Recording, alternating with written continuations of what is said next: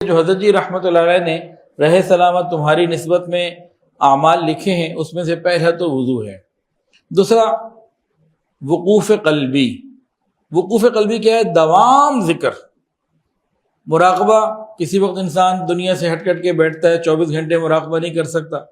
تلاوت قرآن مجید 24 گھنٹے نہیں ہو سکتی، باقی اعمال 24 گھنٹے نہیں ہو سکتے، ہر وقت نہیں ہو سکتے، لیکن وقوف قلبی یہ ایسا عمل ہے جو انسان ہر وقت کر سکتا ہے، ہر وقت کر سکتا ہے، کھڑے بیٹھے لیٹے ہر وقت کر سکتا ہے، کھاتے پیتے کر سکتا ہے، کاروبار کرتے ہوئے لین دین کر رہا ہے تو کر سکتا ہے، کوئی بھی کام کر رہا ہے یہ کر سکتا ہے۔